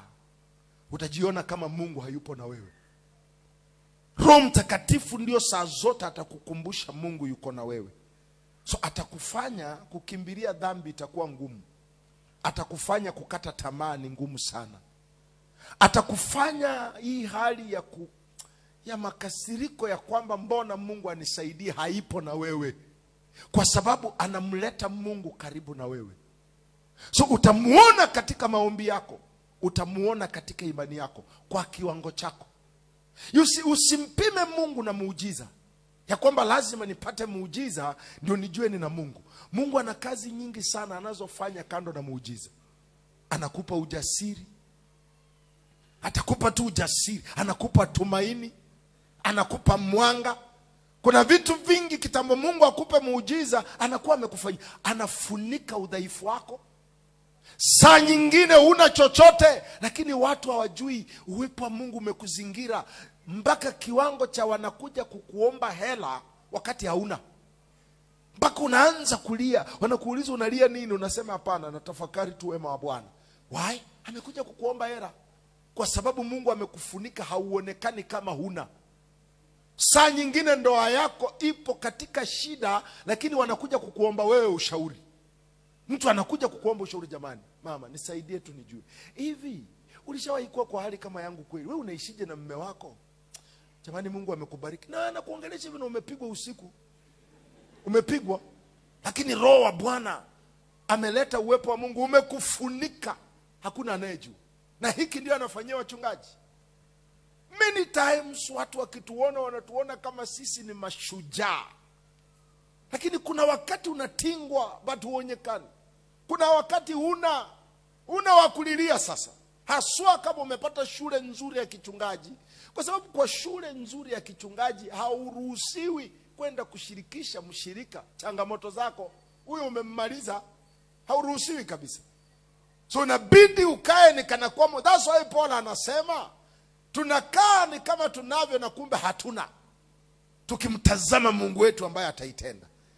So unahitaji Roho Mtakatifu anayeleta uwepo wa Mungu karibu nawe. Hata kiwango umechoka, lakini unaendelea tu. Umechoka lakini hauendi na nguvu zako sasa. Unaenda na nguvu zake. Utaiona hii. Ndio sababu Roho Mtakatifu anaitwa malaika wa uwepo wa Bwana. Kitabu cha Isaya 63 mstari wa 9 hadi 10. Umepungukiwa Roho Mtakatifu ndio sababu unajiona Mungu amekuacha. Taso hayo umekata tamaa. Isaya 63 mstari wa 9 hadi 10. Once uwepo wa Roho Mtakatifu hayupo katika maisha yako, utapungukiwa na uwepo wa Mungu. Anasema katika mateso yao yote yeye aliteswa na malaika wa uso wake akawaokoa. Malaika wa uso wake hapa ni Roho Mtakatifu. Kwa mapenzi yake na huruma zake aliwakomboa mwenyewe, akawainua, akawachukua siku zote za kale. Malaika wa uwepo wake. Biblia inasema lakini wakaasi, wakamuhuzunisha Roho wake. Unaona, mwanzoni malaika wa uwepo wake, sasa hivi ni Roho wake Mtakatifu. Kwa hiyo akawageukia, akawa adui, akapigana nao. Roho Mtakatifu anaitwa malaika wa uwepo wa Bwana. Hauwezi ukawa naye ukakata tamaa. Hiyo sauti inayokuambia Mungu amekuacha, una madhambi umefanya, ndio yanafanya Mungu asikupende, ile ni sauti ya shetani. Ukiwa na Roho Mtakatifu, kila saa anauleta uwepo wa Mungu karibu na wewe, anauleta uwezo wa Mungu karibu na wewe. Unaweza ukawa una, lakini ndani ya moyo wako kitu kinakwambia endelea. Si unamuona Mungu yuko upande wako, anakukumbusha shuhuda zako za nyuma, anakuambia unakumbuka ulikotoka, kuna kipindi ulikuwa pale, ukawa pale, na hata juzi ukawa hapa. Huyu Mungu atakusaidia. Na ndio sababu watu wasiomjua Mungu na wasiojua Roho Mtakatifu, mojawapo ya pigo lao ni kusahau. Anasahau mahali Mungu alimtoa, anayasahau matendo ya Mungu aliyomfanyia. He forgets. Na kwa sababu ya kusahau, wanamkwaza Roho wa Mungu, matokeo yake anaanza kupigana nao. Ndio sababu unaona vitu vimefunga. Roho Mtakatifu anauleta uwepo wa Mungu kwako. Unaweza uko hapa hujawahi sikia sauti, mwanangu hivi na hivi, lakini nisikilize, hata ukikaa hivi unajiona wewe sio peke yako. Na hii itakufanya huwezi ukawa ombaomba, hauwezi ukawa tegemezi, kwa sababu ndani ya maisha yako unajua mtetezi wangu anaishi, na katika haya yote ninashinda, na mimi ni zaidi ya mshindi. Hii ndio kazi ya Roho Mtakatifu katika maisha yako, na kuombea itendeke kwako katika jina la Yesu. Natembeaje naye pastor? How? Natembeaje na Roho wa Mungu?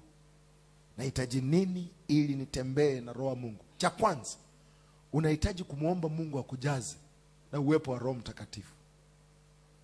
Roho Mtakatifu ang'ang'anii watu. Roho Mtakatifu anatamani sana na anaenda mahali anapohitajika. Nataka nirudie hilo. Roho Mtakatifu huenda mahali anapohitajika. Asipohitajika katika familia fulani, hata kuwepo, hata tenda, utakuwa na watazama tu. Asipohitajika katika huduma yako, hata kuwepo. Na mojawapo ya njia ya kuonyesha unamhitaji, muombe Mungu akujaze naye. Lini mwisho uliwahi enda mbele za Bwana na ukamwambia, Baba, leo hii nipo mbele zako, nijaze na Roho wako, nijaze na uwepo wake, nijaze na hekima yake. Lazima ujue vitu alivyo navyo ili akujaze navyo. Nijaze na hekima yake. Nijaze. Look, kujazwa na Roho Mtakatifu haishii tu katika kunena kwa lugha. Kuna roho 7 wa Mungu. Naamini wako katika Isaya ni 11. Roho wa shauri, roho wa hofu ya Mungu. Nitafutie ile andiko Isaya naamini 11. Hapa unaposema Mungu akujaze na Roho wake, unaomba hizi 7 zote ujazwe nazo. Usiishie tu nijaze kwa roho ya kunena kwa lugha. Hapana. Kunena kwa lugha ni ishara tu yupo. Lakini anahitaji ya kujaza na hivi 7 ambavyo vipo kwenye hili andiko. Roho wa hofu ya Mungu, roho wa shauri, roho wa uweza. Nipe hilo andiko Isaya stili kama sikosei. Angalia, hizi ni roho 7 za Mungu ambazo Mungu anataka umlilie kila saa akujaze nazo. Anasema na Roho ya Bwana atakaa juu yako. Number 1, anaitwa Roho wa Bwana. Huyu ni roho anayekupigania, roho anayekumiliki. He possesses you. Anakudai ya kwamba wewe ni wa kwake. So anakuwa mkali sana, kitu chochote kisikiguze kitakacho kutumia wewe. Anaitwa Roho wa Bwana, the Spirit of the Lord. Analeta uongozi na utawala wa Bwana juu yako. So huyu ndio roho ambaye anaweka muhuri juu yako. That's why anasema usimguze masihi wangu. Ni Roho wa Bwana huyo ambaye anakumiliki. Hawezi ruhusu uguzwe na chochote. Anakuambia hivi, akisha kujaza huyu Roho wa Bwana, hata mtu kunyosha kidole chake akuwekee mtego, huo mtego unamfiatua saa hiyo hiyo, kwa sababu haruhusu chochote kifanye. Ni Roho wa Bwana ambaye anakuja juu yako kukumiliki. And then anasema roho ya hekima. Roho ya hekima ni roho ambayo anakuonyesha ufanye nini. So huwezi ukakwama. Hata wakati ambapo una maarifa, ukishaanza kunena kwa lugha na umwambie Roho wa Bwana, nijaze na hekima yako. Sitaki kukwama katika hili swala. Ni mhasibu, utashangaa jinsi hizo hesabu zimebalance. Mpaka hata wewe mwenyewe unashangaa nimezibalance namna gani. Ni mchongaji, utashangaa jinsi gani huo mradi umekamilika. Anakupa hekima jinsi ya kuwapanga hao watu. Panga huyu hapa, panga huyu hapa. And then anasema na roho wa fahamu. Roho ya ufahamu. Hiyo ni ya tatu. Roho ya ufahamu. Anakufanya uwe mwelewa. Makes you of quick understanding. Anakufanya unakuwa mwelewa sana. Una uwezo wa kuelewa majira haraka. Kinachokupiga katika biashara ni kwamba unashikilia majira yaliyopita na unataka kuyapambanisha na majira ya leo. Biashara inahitaji ufahamu, ujue majira ya barakoa yameisha. Majira ya sanitizer yameisha. Sasa tupo katika majira mengine. Wewe bado umetunza barakoa. Unangoja corona ingine ije tuvae kwa mapua. Unaona? Wana biashara huyu. Na anaomba, pastor anointi biashara yangu. Huyu hana ufahamu wa majira. Yale majira yameshatoka. Majira yaliyopo sasa hivi, ukiangalia majira yaliyopo sio ya benki. Majira yaliyopo sasa hivi kwenye uchumi ni chama. Sijui kama naeleweka vizuri hapa. Chama. Unazungusha kwenye chama alafu unaelekea benki. Mzigo umekamilika. Huo ndio bodaboda wanatumia. Na wale vile watoto, sijajua kuhusu hapa. Wale watoto nao waona bodaboda pale nyumbani, nao waona wale wana manyumba. Kwa nini? Wanamwagia 300 kwa siku. Leta 1000, 100, shika leo. Jumatatu tata shika. Sasa kishapewa anapeleka benki. Anarudi tena anangoja Jumatatu. Tata shika. Before ujue kiwanja anacho. Wewe na uko hapa 2000 utafanyia nini? Nileteni kuonyesha cha kufanyia. Majira ya ufahamu. Bwana Yesu asifiwe. Majira ya kuangusha watu pastor hayapo. Lazima upate ufahamu. Majira ya sasa hivi watu wanataka wafundishwe. Hata ukiniangusha nijue naanguka kwa nini? Ni jini ama ni Mungu. So nijue jinsi ya kuanguka. Majira tu ya kunipata tu na unilime pokea. Na unanipeleka na wewe. Usinifanye hivi. Unaona anakataa kwa sababu kuna roho wa fahamu, and then kuna roho ya shauri. Roho wa shauri. The spirit of counsel.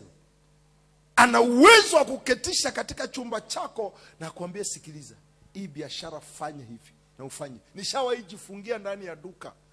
Mtaji wangu mdogo sana. Sijui nifanyeje, shelf ziko empty.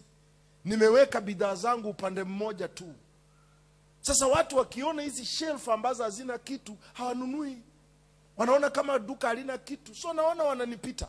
Anaingia kabisa, anaangalia, huyu ana unga huyu. Nifanyeje? Kaka naye kwenye duka. Nifanyeje? Akaniambia una maboksi hapo. Nikasema ninayo. Yenye umeshatoa vitu? Ndio. Yachukue. Nikayachukua maboksi ya unga. Hizi shelf zilizo hapa nikajaza, akasema usiweke ndani. Yaweke pembeni juu hapa mwanzo wa shelf. Nikayapanga, so hii ni unga. Huku mafuta, alafu bidhaa nilizonazo nizi. Ukiingia duka limeshona. Omba Mungu upepo usipite. Limeshona hivi. So jamaa akiingia anasema nataka unga bales 3. Namwambia andika tu nakupa. Nipe mafuta box 4. Duka la kawaida limegeuka limekuwa wholesale. Naandika. Na sina. Namwambia acha nikuletee kwa store. Naenda kununua wholesale, naenda kununua mimi. Nanunua wananibebea na mletea mzigo hapa huu. Na vichache nilivyo navyo. Nakula cha kwangu kutoka kwa wholesale kule, na kula cha kwangu naongeza na hapa. Mwambia karibu tena. Narudisha box langu. Roho wa shauri. Hata kuonyesha kama ni kijana, hata kama una kazi, jinsi ya kuvaa ili udadawe na tumaini na wewe. Kuna jinsi wewe ni kijana unavaa, huyu anajua utakula pension yote hapa. Hata kuonyesha kabisa jinsi ya kujiweka kanyumba kako vile ulivyo kaweka. Na katandika vizuri, unalala pembeni tu. Hata mtu akiingia anaona kama wewe una kazi. Unafanya wapi kazi? Nipo, nafanya. Wapi? Takwambia sasa, mbona haraka hivi? Kanyumba kamekaa vizuri, umetafuta kakapeti kadogo kama hako umekatandika.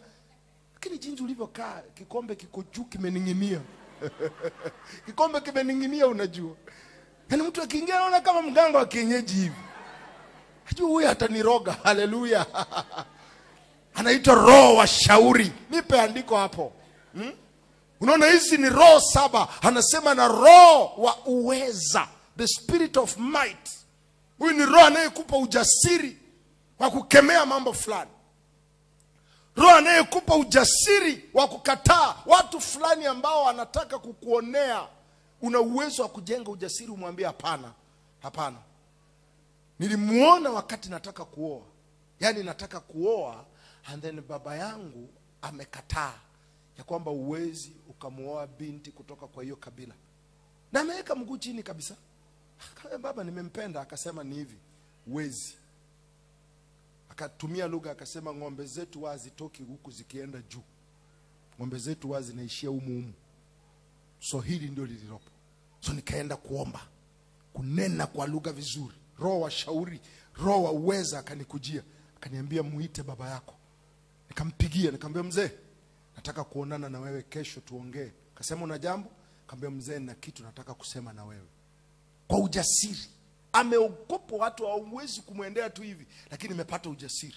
Na huyu roho akaja juu yangu na nikasema naye, kampa vipengele vitatu. Nikamwambia baba, huyu unayesema ni muoe, nikibahatika kumuoa, ujue naoa kwa ajili ya wewe.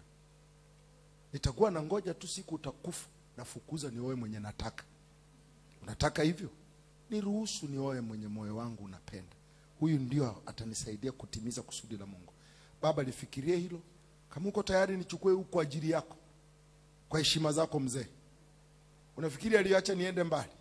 Nipenda kijana, njoo hapa. Nimewaza hicho kitu. Na naona kama nitakuwa namkosea Mungu. Sijaya atamuona huyo binti unayemsema. Mimi nimemkataa tu kwa lugha, kwa kabila. Mlete nimuone. By the time nilipeleka, ndio huyu huyu chukua. Chukua huyu. Unaonaje kama sina roho ya uweza? Kama sina roho ya uweza. Kuna vitu ambavyo unahitaji. That's why anasema uwe hodari na shujaa. Hii ni roho ambayo inakuja kwako, ni roho wa uweza. Ambayo unaweza, daktari amesema hii ni kanza unakufa. Haupingani na daktari. Lakini unatoka pale unasema siwezi kufa. Nakataa. Sina kansa. Mungu naitisha uponyaji. Na unafanya vile ambavyo usingeweza kufanya. Unainuka kinyume nayo. Hii kitu ufanyangi tu kwa sababu mchungaji mmoja alikwambia. Unafanya kwa sababu roho wa uweza amekuja juu yako. Nipe ile andiko nimalizie. So unaona unahitaji uomba akujaze. And then kuna roho wa maarifa. Huyu ni roho wa ubunifu. The spirit of creativity. Roho wa ubunifu. Anaenda kinyume na masomo uliyopata shuleni. Anaelekeza mkono wako. Kata hapa. Kama ni operation. Anakupa ubunifu, nenda hivi. Ni roho wa maarifa. Huyu ndio roho atakaye kupa mkakati. Biashara haiendeshwi na mtaji peke yake. Biashara inaendeshwa na mkakati. Lazima upewe mkakati. Anasema kazi yake mpumbavu inachosha kila mtu kwa sababu hajui auendeje mji. So kuna jinsi ya kuendea mji. Kwenye ulimwengu wa biashara, huyu ni roho mkakati. Atakaye kuonyesha mziki wako, peleka hapa. Nenda hivi na utatoboa.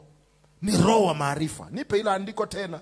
And then utapata pale mbele na roho wa kumcha Bwana. Huyu ni roho ambaye anakufanya uchukie dhambi. Upendi kabisa kutembea katika matendo ya dhambi. Ni roho ambaye anaweka mipaka ndani yako. Mtu wa dhambi akija kwako, anaanza mapema kumkataa, hamfungukii. Hauwezi ukampa ukurasa katika maisha yako. Sasa tunaposema kujazwa na roho, hauwezi sema tu baba nijaze, alafu mwisho wake ni kunena kwa lugha. Unaposema nijaze na roho, unamuomba Mungu nijaze na roho wa Bwana. Yamiliki maisha yangu. Maisha yangu ni yafiche kwako, yawe ya kwako.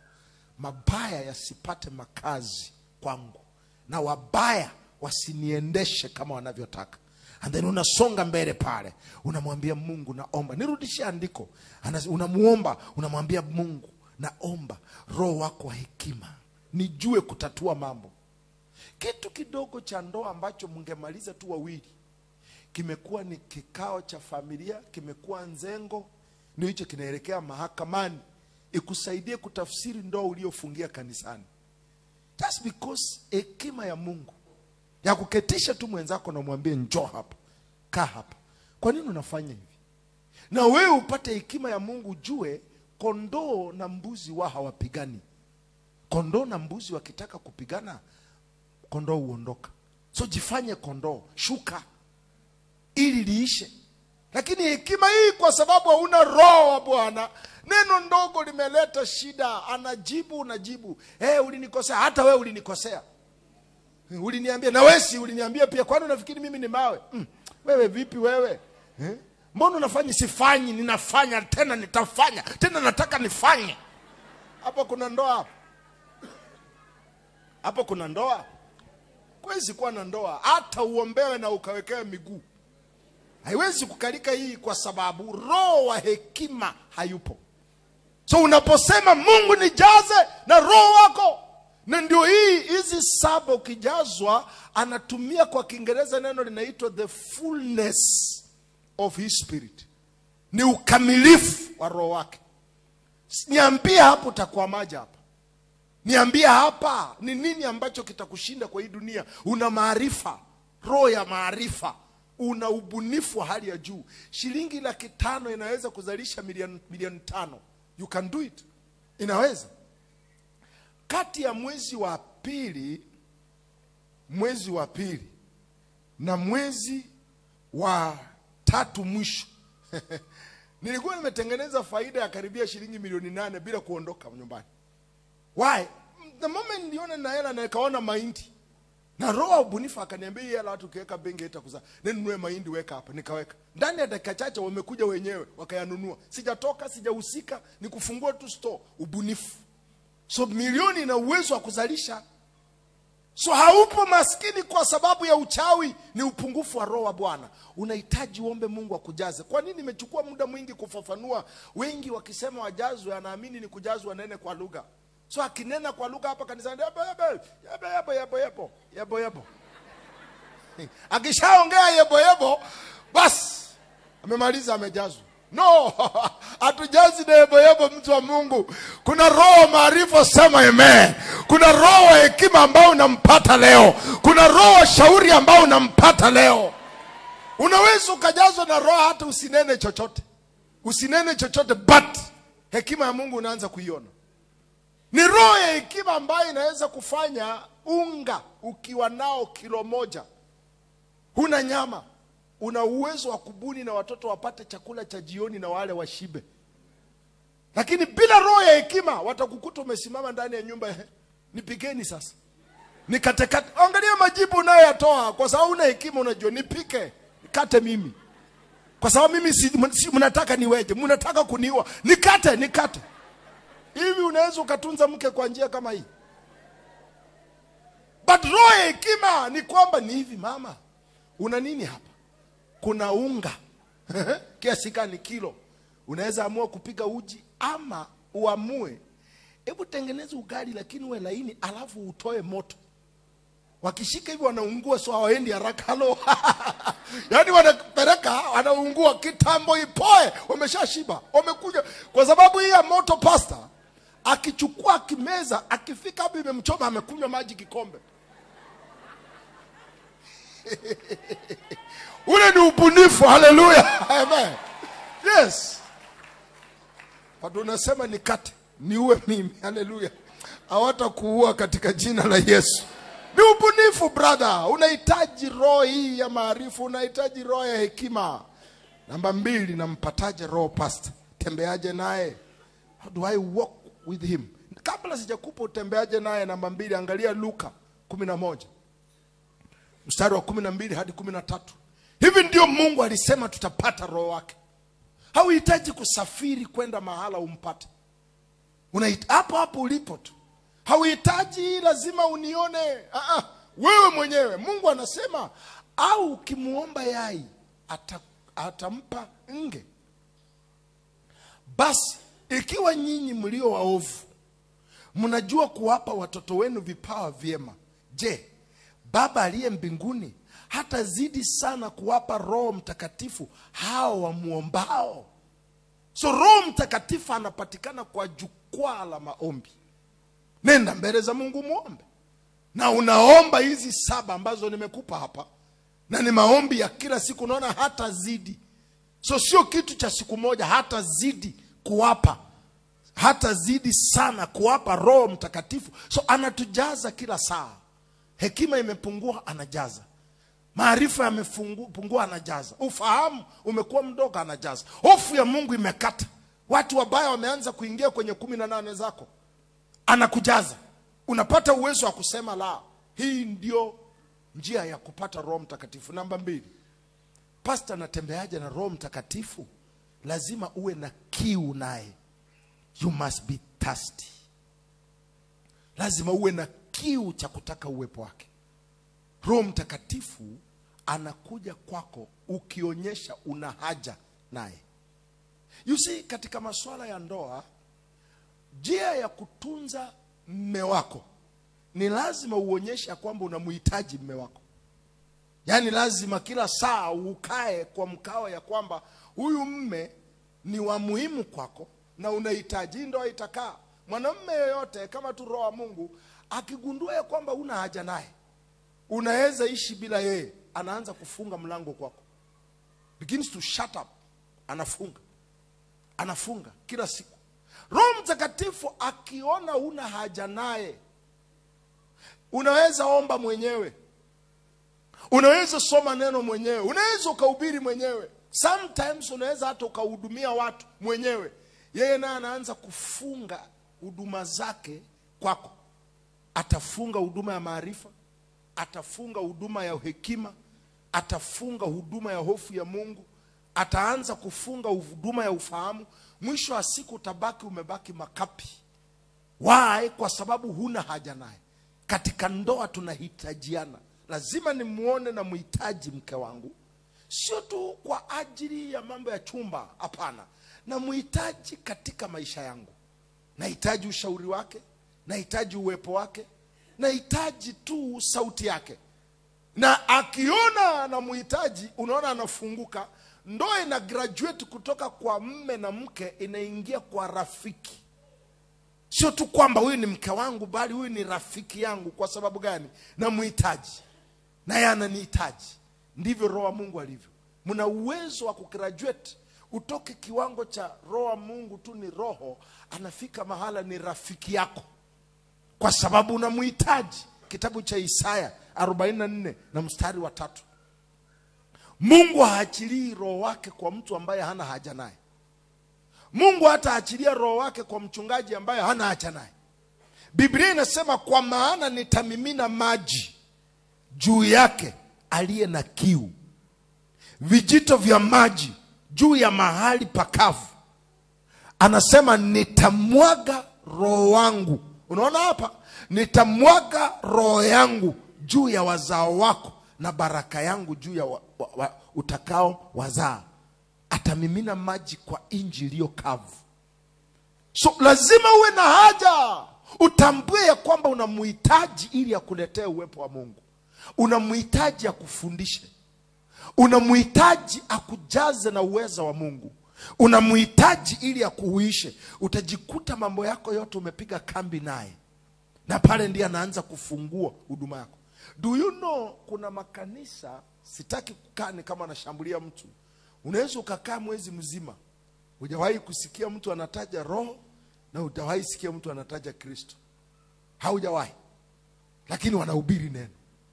Pale tayari ni hivi, huyu alishafungiwa mlango. Na utaangalia mapungufu haya niliyokuonyesha. Utaona mapungufu ya hekima, utaona mapungufu ya maarifa, utaona mapungufu kabisa ya ubunifu, na utaanza kuona hofu ya Mungu imeshakata pale. Watu wanafanya vitu vya ajabu na hakuna anayeshughulika. Why? Huyu alianza kufunga vitengo vyake kwa sababu hahitajiki. Onyesha kumuhitaji Roho wa Mungu katika maombi yako. Na hii itakusaidia sana ajifungue kwa. Saa nyingine hata utakuwa ukipiga tu magoti, ile tu unaanza tu, Baba katika jina la Yesu, ashashuka. Ulishawahi kuwa na urafiki na katoto kadogo? Ukiwa na urafiki na katoto kadogo, umekaonyesha unakapenda, kwa sababu mtoto mdogo anajua sana. Akikuletea mkono ukaupiga, akatabasamu ukanuna, akajaribu kukukimbilia dadile duka, hey, sinishiki, look, yule mtoto hata waisonga karibu na wewe tena. Akikuona anafanya kwa mama yake hivi, hataki. Hivyo ndio roho alivyo. Lakini mtoto mdogo akitabasamu na wewe utabasamu, kafanyia jicho hivi, alete mkono useme nye baba, unamuimbia. Akukimbilia ushike upeleke juu rudi umeweka hapa. Nisikilize, atafika mahali ataki mama yake, anakutaka wewe. Na kila mahala ulipo, yani ukienda tu kidogo hivi kashafika, kameanza mchezo. Ana habari una hera, ana habari ya kwamba una furaha, lakini kameshakuja, kameshika ndevu, kamechuna, kanakimbia mbele yako, kanakupika teke kidogo. Why? Kwa sababu kanajua wewe ndio unayekahitaji. Hivyo ndio roho wa Mungu alivyo. Anapojaribu kujenga ushirika na wewe huna haja, unaendelea kuomba maandiko yako uliyoandika kwa karatasi. Anajaribu kukuambia usiombe, chana na mimi, Mungu nipe gari, nataka Alphard ya mwaka 2024. Anakuambia achana na Alphard, jenga nyumba. Wewe nakukemea katika jina la Yesu. Anachofanya ni kwamba anajitoa. Anakuambia endelea na Alphard zako, na utaziomba upati. Why? Anatafuta walio na haja naye. Namba 3, tumalize. Namba 3. Ili utembee na Roho Mtakatifu lazima uitikie. You yield. Lazima umuitikie. Roho Mtakatifu hajilazimishi. Kuwa makini na signal anazoziachia. Ukiwa unaomba uone anageuza maombi yako, anaelekeza mahali, na huku kwenye anaenda sio kwamba anakupeleka tu kwa kutojua. Unatiririka huku, achana na hii, usinganganie. Yield. Itikia, enda mkonda anao kupeleka. Ukiwa ulikuwa unatembea unataka unaongea maneno fulani, alafu ukasikia ghafla una amani, ameweka jik, acha usiseme hilo neno, rudisha, nyamaza saa hiyo hiyo. Ulikuwa unafanya kitu fulani na unaona usikii ule mtiririko ndani yako, uoni neema zake pale, acha. Uli ujiulize maswali, kuna nini hapa? You yield to him. Unamuitikia. Ndio njia ambayo utatembea naye. Ukiangalia katika kitabu cha Mwanzo sura ya 6 na mstari wa 3, Roho Mtakatifu hajilazimishi kwako. Ulikuwa na ujumbe ambao umeuandaa kabisa. Amenifanya hivyo mara mingi sana. Hata leo hii. Umeuandaa ujumbe kabisa ambao ulitaka huu ndio uachie, lakini usikie amekufungia, hautiririki. Acha. Wiki nzima penye nilikuwa, ujumbe nilikuwa na uombea ni tofauti. Mpaka nikitembea njiani na ufanyie zoezi, najua ndio huo. Asubuhi nimekuja, kitendo cha kukaa tu kwenye kiti changu na sauti kaja, George, ule ujumbe sio wa sasa, achana nao. Nihubiri nini sasa? Nitafute nikupe. So nimeacha nilichokuwa nafanya, nimeingia maombi. Badala ya kwenda kuandika nilichokuwa nataka, nimeingia katika maombi. Naanza kumtafuta. Kwa hivyo ndiye akadownload hiki ninachokupa. Yield to him. Unaona anachosema? Bwana akasema, roho yangu haitashindana na mwanadamu milele. So roho wa Mungu hashindani na wewe. Akiona umengangania jambo lako, anakuacha. Akiona umengangania njia yako, anakuacha. Akiona umengangania misimamo yako, anakuacha. Kuwa mwepesi wa kuitikia kila ambacho anakuelekeza. Ni nini hiki ambacho anakuelekeza? Lakini umekuwa mgumu sana. Umengangania msimamo yako. Akikwambia acha tu. Sio kwamba anakupotosha. No, na bahati nzuri yeye sio kama roho ya ibilisi ambaye anakuambia acha bila kukuonyesha sababu. Ukishaitikia umeacha, umekubaliana naye, anaanza kukuonyesha kwa nini hakutaka ufanye hicho kitu. Na utashangaa.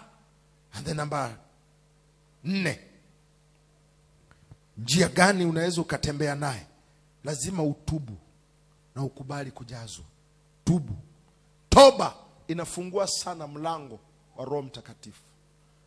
Toba inafungua sana mlango wa Roho Mtakatifu. Nataka nikuonyeshe kitu kuhusu toba. Mara mingi dhambi humpa shetani uhalali wa kufanya anachotaka kufanya. Inampa shetani uhalali. Na adui akishafika mahali amepata uhalali katika maisha yako, hata uende naye kwa nyumba ya Mungu, ulale kwa madhabahu, hata kuacha. You see, kuna mapigo aina mbili yanayotoka kwa ibilisi. Kuna makundi mawili au mapigo kwa makundi mawili. Kundi la kwanza la mapigo ya shetani ni uonevu. Amekuonea.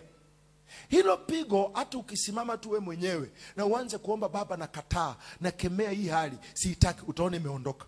Ule ulikuwa ni uonevu. Adui amekuonea tu. Lakini pigo la pili ambalo ni mbaya ni uhalali. Adui ana haki ya kufanya anachofanya kwako. So kuna wakati ambapo adui ana uhalali wa kukamata fedha zako. Ana uhalali huo. Kuna wakati ambapo adui ana uhalali wa kukamata hatima ya ndoa yako.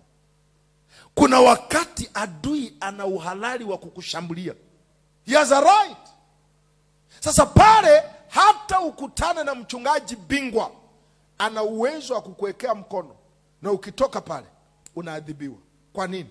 Yule adui ana uhalali na uhalali wake hujaondolewa.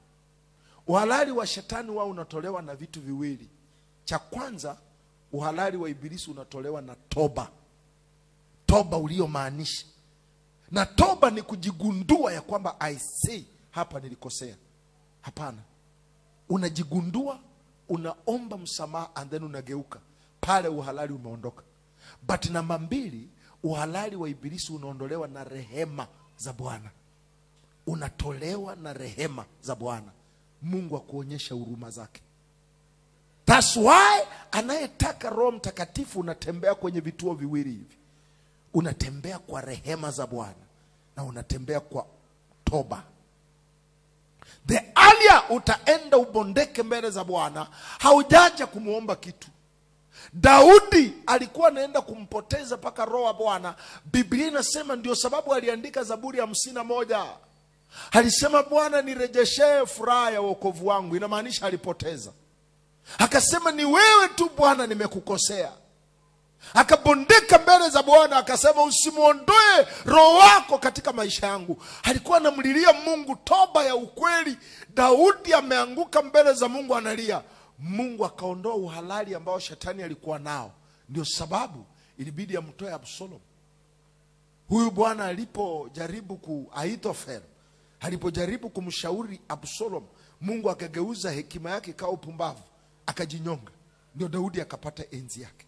Kuna watu ambao wako hapa, kile unachopitia kuna uhalali mahala. Uhalali unaweza ukawa kiukoo. Unaweza ukapata katika familia yenu, kwa sababu baba alitafuta sana mtoto, ikabidi atoe agano ya kwamba nipe watoto, lakini mtoto wa kiume mimi nakupa. So akamtoa mtoto wa kiume, and that's why utapata familia kama hizi mtoto wa kiume huwa hafanikiwi. Kwa sababu yule mtoto kwa mababu kule nyuma, yule mtoto alitolewa. So watoto wa kike wananawiri, lakini wa kiume hapana. Ndio hapo ndio unaona toba inatolewa ya kutubu kwa niaba ya. Sasa wewe unapata, Mungu ninatubu kwa niaba ya familia yangu.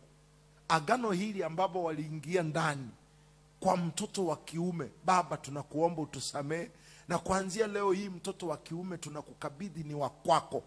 Tunaomba umfanikishe. Hii ni toba, inatoa ule uhalali. And then haishi pale, kwa sababu hukuwepo kwa maneno walioongea, so uwezi ukaongea yote. Unaingiza rehema ya kwamba Baba tunaomba rehema zako zitufunike katika mapungufu ambayo yapo yenye amesababisha hiki kitu kitokee. Mungu tunazililia rehema zako. Adui anapoteza uhalali pale pale, Mungu anamuondoa. So lazima unayetaka kujazwa, lazima ujifunze toba. Matendo ya Mitume sura ya 2 mstari wa 37 hadi 38. Hauwezi ukapata Roho wa Mungu ukafaidika na hivi vitu nimekupa pasipo kufika mahala pa wewe kutubu. You need repentance ili kusaidie. Na siongei tu hii toba. Kuna hali fulani ya toba nimeikuta huku ambayo saa nyingine hata inakera. Yaani mtu yuko tu katika maombi ya kawaida na anaanza, Baba tumekuja mbele zako, tunatubu, sisi ni wabaya kwa kweli, tunaomba utusamee, tusafishe. Alafu Hata unaona jinsi anavyoomba, haonyeshi mabadiliko ya chochote. Toba kwanza, number 1 ni kujitambua. Jitambue ya kwamba nilikosea mahala. Sometime ruhusu Roho Mtakatifu akwambie, unaona ulipofanya hiki kitu Mungu hakupenda, na hiki kitu kilifungua mlango adui akakiingilia. Hiyo ndio toba. And then unageuka, you turn. That's why Yohana aliambia watu, mtubu na mzae matunda ya toba, the fruits of repentance. Hauwezi ukawa unatubu kila siku, hapana. Toba ni ile ambaye kwenye mahusiano yako unapata ya kwamba kuna vitu ulifanya ukiwa binti sio vizuri, na hivi vitu sasa vimeanza kutega watoto wako.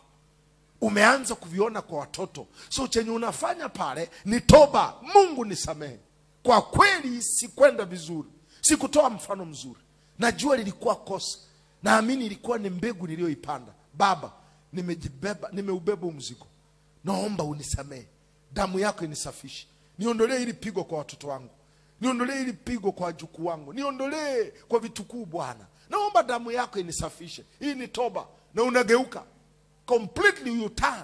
Nipe hilo andiko ili tufunge. Kitabu cha Matendo ya Mitume sura ya 2. Walipoyasikia haya wakachoma mioyoni mwao, wakamwambia Petro na mitume wengine, tutendeje ndugu zetu? Angalia mstari wa 38. Tufanyeje? Petro akawaambia, tubuni mkabatizwe kila mmoja kwa jina lake Yesu Kristo, mpate ondoleo la dhambi zenu, nanyi mtapokea kipawa cha Roho Mtakatifu. Tubu. Unaona kuna kitu anasema mpate ondoleo la dhambi. Nifafanue kidogo kwa sababu nafunga. Ondoleo la dhambi anamaanisha nini? Ondoleo la dhambi inamaanisha mashtaka. Shetani hakupigi tu kwa kukuvamia, kuna wakati anakushtaki. That's why anaitwa mshtaki wetu. Anaenda kabisa mbele za Mungu na jina lako, na anasimama mbele zake, anasema, samahani Jehova, nimekuja kukueleza taarifa za kaka fulani. Ulisema yule kaka ni mtumishi wako, ulisema yule kaka anakupenda. Angalia vitu anavyovifanya. Unaona hapa ana mahusiano. Huu ndio Ukristo? Hiki ndio wewe ulichotaka wewe Mungu? Angalia hapa, ametelekeza watoto wake. Na wewe ndio uliyesema kwenye neno lako ya kwamba mtu ambaye hawatunzi wa familia yake, watu wa nyumbani kwake, ni mbaya kama mtu ambaye hana imani. Huyu sasa unamhesabu kwa watu wa imani na bado umemruhusu anafanya miujiza. Unaonaje sasa? Hapo ndio unaona Mungu anamwambia, huyu yupo mkononi mwako. Pale adui amepata uhalali. Nataka ujue ulimwengu wa roho unafanya kazi kwa ruhusa. So pale anakuwa amepata ruhusa. He has found permission. Ndio hii unayoona unapigwa na wewe ni kiongozi. Matatizo yapo, lakini wewe unakaa mbele za Mungu, unaomba sana, lakini matatizo yake hayaishi, kwa sababu hili ni pigo la uhalali. Hili ni pigo ambalo permission ilitolewa ya wewe upitie. Sasa nifanyeje pastor? Petro anasema mtubu ili kuwe na ondoleo la dhambi. Tazama mwana kondoo aondoae dhambi za ulimwengu. Toba ni kuhusisha damu yake Kristo isafishe ule uhalali. Ile nyaraka inafutwa, inateketea kabisa. Adui anakosa uhalali sasa. Pale ni rahisi sana nikija niseme kwa jina la Yesu pokea uponyaji, unaupata. Kwa jina la Yesu pokea uzao, unaupata. Kwa jina la Yesu pokea mpenyo, unaupata. Kwa sababu gani? Kuna ondoleo la dhambi. Na mwisho, Roho Mtakatifu nikitaka nitembee naye, ninafanya nini pastor? Lazima uwe mpenzi wa neno. You must be a lover of the word of God. Neno la Mungu ni kama mbegu. Anasema mpanzi alienda kupanda. Mbegu ni neno la Mungu. Na Roho wa Mungu anahusishwa kama njiwa, kama ua. Chakula chao ni mbegu. Ua wanakula mbegu. So Roho Mtakatifu anahitaji neno ndani ya moyo wako ili aweze kutenda kazi. Hauwezi ukampata Roho Mtakatifu mahali ambapo kuna uhaba wa neno. You can't get him. Mahali ambapo kuna uhaba wa neno la Mungu ni vigumu sana kuona matendo ya Roho. So utapata mchungaji unatumia nguvu nyingi sana, too much. Kuleta uponyaji unatumia nguvu nyingi sana. Kuleta chochote ukombozi unatumia nguvu nyingi sana, kwa sababu Roho Mtakatifu anasimamia neno ili aweze kuleta mgeuko katika maisha ya watu. Roho Mtakatifu analisimamia neno la Mungu ili hata aweze kukuletea sauti ya Mungu. That's why Biblia inasema atakukumbusha ulichosoma. So kama wewe sio msomi wa neno, Roho Mtakatifu hana cha kukukumbusha. Na ndio hii unaona unafungua mlango kwa roho za ushirikina. Huna neno, hana cha kukukumbusha, unaanza kukumbuka mababu. Unaanza kukumbuka mizimu kwa sababu huna neno. That's why unaona mchungaji utapata once kanisa lako halijakaa kwa neno, ili kanisa litakaa sana kwa vitu ambavyo havisaidii watu. Mapepo, ngome, mizimu. Hivyo ndio vitu ambavyo kwa sababu roho hana cha kukukumbusha. The Spirit of God anasema atawakumbusheni neno. Nitakuonyesha hapa. Nimekufundisha tu dakika chache. Atakukumbusha. Yohana 14 kama sikosei. Yohana 14:25 hadi 26. Usisahau hili. Neno ulilosoma asubuhi, Roho atalitumia kukukumbusha usiku, changamoto ikijitokeza. So mara nyingi unaweka neno kwenye mfuko wako wa kichungaji ambayo ni moyo wako. Ndio sababu Daudi anasema nimelificha neno lako katika moyo wangu ili nisikukosee, Bwana. Unalificha neno kwenye maana sema haya ndiyo niliyowaambia wakati nilipokuwa nikikaa kwenu. Lakini huyo msaidizi, huyo Roho Mtakatifu ambaye Baba atampeleka kwa jina langu, atawafundisha yote na kuwakumbusha yote niliyowaambia. So kama utafungua moyo wako Kristo akwambie chochote, wewe sio mpenzi wa kusoma neno. Lazima ujikite kwa Yohana, ujikite kwa Luka, ujikite kwa Marko, ujikite kwa Mathayo, ujikite kwa hivi vitabu ambavyo Roho Mtakatifu atachukua maneno haya utakapokuwa na changamoto katikati ya nowhere. Unasikia ameleta andiko ndani yako. Dada, usiwajibu hivyo, wajibu na hili andiko. Na kuambia ukilitoa hilo linawakata katikati. Linawakata kabisa. Yani linawakata moja kwa moja. Sio lazima useme Yohana unukuu. Unaongea tu maneno ya hekima. Hausemi ya kwamba Yohana, hapana, unaongea maneno ya hekima ambalo ni neno lake. Na kuambia hivi, kikao hiki umekisambaratisha kwa sababu Roho anakukumbusha. Unahitaji uzame katika neno. Kanisa la sasa linatembea katika uzembe wa neno. Tunaishi maisha ambayo Samueli aliishi miaka ya nyuma. Biblia inasema wakati wa Samueli neno la Mungu lilikuwa haba, na kwa sababu hiyo sauti ya Mungu haikuwepo.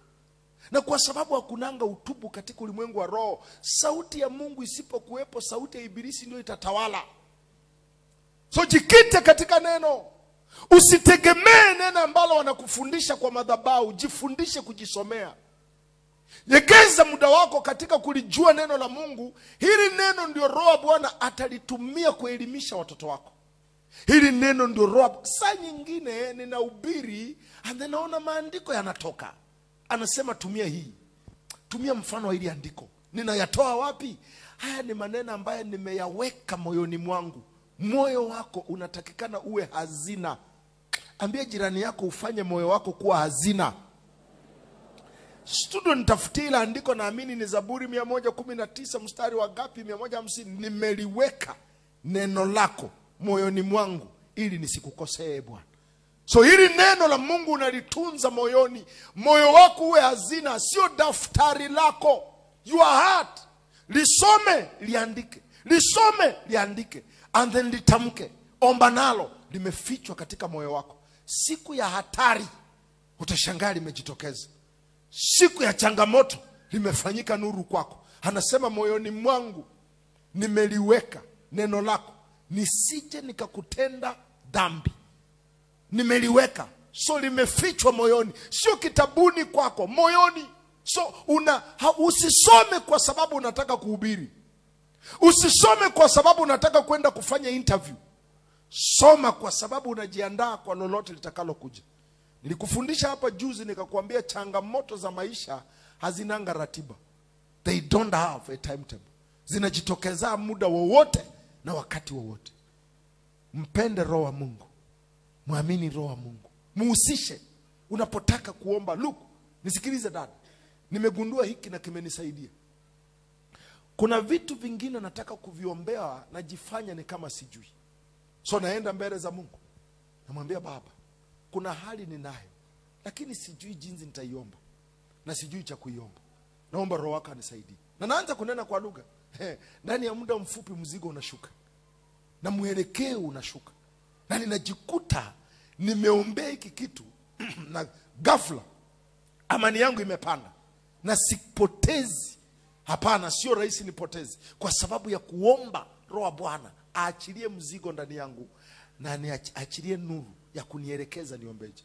Nataka ujaribu hiki kitu kuhusu ndoa unayongangana nayo. Nataka ujaribu hiki kitu kuhusu watoto unayongangana nao.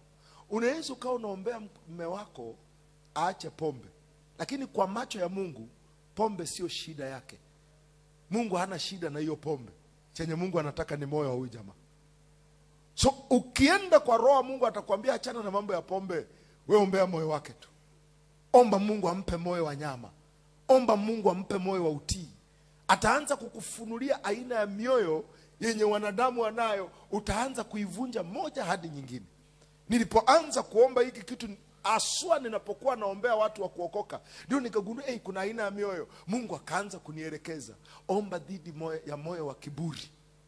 Omba dhidi ya moyo wa jiwe, moyo mgumu ambao una misimamo. Omba dhidi ya moyo wa hasira ambao hauhitaji mtu amkosoe. Unaanza kuziombea. Omba dhidi ya moyo wa ukaidi, moyo ambao haukubaliani na jambo la mtu yoyote. Omba dhidi ya hiyo. So unapoenda katika hiki, ukizama ndani one by one, unaanza kuona matokeo haraka mno. Badala umengangania Mungu pombe, pombe inaweza ikawa sio shida yake. Shida yake ni moyo. Simama tafadhali. Mfahamu Roho Mtakatifu katika maisha yako. Unamtaka Roho wa Bwana, onyesha kiu. Na kiu hiki kidhihirisha katika maombi yako, kidhihirisha katika utayari wako. Muhitaji tu. Ni mstaarabu sana ambaye hata ngangana na wewe. Anachohitaji tu ni umkubali, na utaanza kuona maisha yako. Look, kilicho kuchukua miaka kinaweza kukuchukua muda kidogo sana. One time nilisoma kitabu cha Kenneth Copeland. Yule baba wa imani akanifunza kitu ambacho kilibadili mkondo wangu. Nisikilize. Alisema hivi, kuomba katika lugha dakika 15 mfululizo inazidi mtu aliyeomba kwa lugha ya kujielewa dakika 90 hours. Yani umenena kwa lugha. Maana yake inakupa shortcut. Kwa nini kuomba kwa lugha? Kwa sababu nimeomba rohoni. Tunaposema kuomba rohoni au kuomba na kwa roho, haimaanishi tu kunena kwa lugha. Kuomba kwa roho maana yake ni 1, unanena kwa lugha. Part 2, unaomba kulingana na maelekezo unayoyapata kutoka kwa Roho wa Bwana. Ndio maana ya kuomba kwa roho. So unaomba kwa maelekezo unayoyapata kwa roho. Ni shortcut mama. Itakusaidia kupata mpenyo haraka mno. Itakufanya utajiheshimu na utaheshimu maombi yako. Haupotezangi maombi. Why? Kwa sababu unajua jinsi ya kwenda. Una uwezo wa kwa popote atakapo kuitisha, enda tu.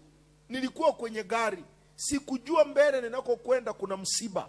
Sikujua mamangu ameondoka. Na ingenipata tu hivi hivi na kuambia ni hivi, hiyo ilikuwa inaenda kwa ajali moja kwa moja. Kwa sababu moyo wangu ulikuwa umeshikana na huyo mama. By the time nilivuka Sirari, roho ya maombi kanikujia kwa uzito sana. Na nikaanza kuomba kutoka Sirari na pita Migori.